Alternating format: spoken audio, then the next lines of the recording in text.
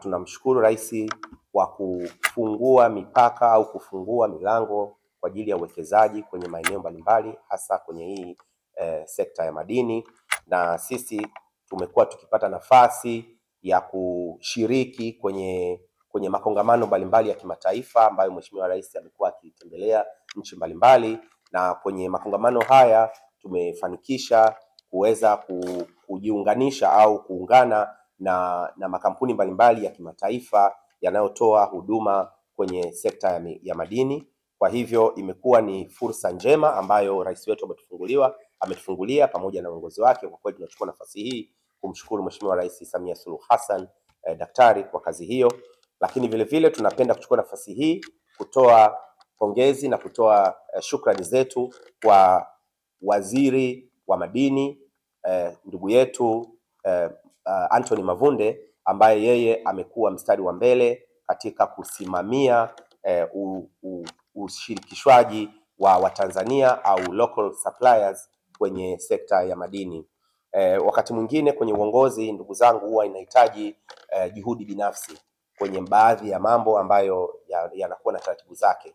Kwa hivyo ningependa tu kuhakikishia kwamba Mheshimiwa Mavunde amekuwa anaweka juhudi binafsi za kuhakikisha kwamba tunashiriki, na hata wakati mwingine amefika point ya kutupigia hata simu kutuuliza mko wapi, mnafanya nini. Maana yake ni kwamba yeye mwenyewe anataka kuona katika kipindi chake cha yeye kuwa waziri, basi anasimamia Watanzania tuweze kushiriki moja kwa moja.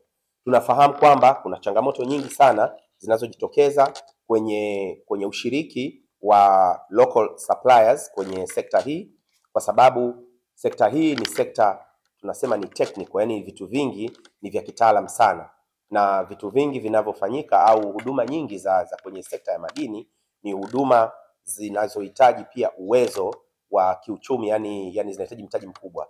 Kwa hiyo tunawakaribisha wajasiriamali wote na local mining suppliers wote waweze kuungana na sisi siku hii ya tarehe 16 mwezi wa 5 hapa Serena. Tutakuwa na kongamano hili ambalo litakuwa ni maalum kabisa kwa ajili ya kuwaunganisha Watanzania wanaotoa huduma mbalimbali kwenye sekta ya madini, lakini vile vile tutakuwa tunazungumza pia na viongozi mbalimbali waliopo kwenye sekta ya madini kuangalia jinsi gani ambavyo tunaweza tukaunganisha nguvu zetu na kuitikia wito wa serikali yetu ya Rais Samia Suluhu Hassan ambayo imetutaka Watanzania tushiriki moja kwa moja na tushiriki kwa uhalisia. Anthony Mavunde ambaye ni waziri wa madini tutakuwa naye, lakini pia ataambatana na katibu mkuu Yahya Samamba, kamishna wa tume ya madini Elizabeth Teresia atakuwepo, au ndio watakuwa wageni wetu maalum. Lakini pia tutakuwa tuna honorary members wa TAMISA ambao siku hiyo tutawaona. Kwa hiyo nadhani kuna baadhi yenu ambao wameshapata mialiko. Kwa hiyo kama ambavyo mnafahamu, waziri wetu Mheshimiwa Anthony Mavunde amekuwa champion sana katika kujaribu kufanya sisi wa Tanzania tuweze kushiriki vyema katika uchumi huu katika hii sekta hii ya madini. Ameongelea zaidi ya mara moja, jamani, kuna over trilioni 3.1 kila mwaka ambayo inatumika katika manunuzi.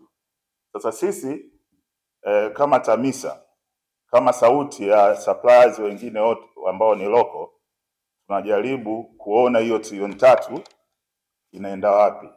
Na katika uongozi wangu vitu ambavyo najaribu sana kujikita ni sio vitu vingi.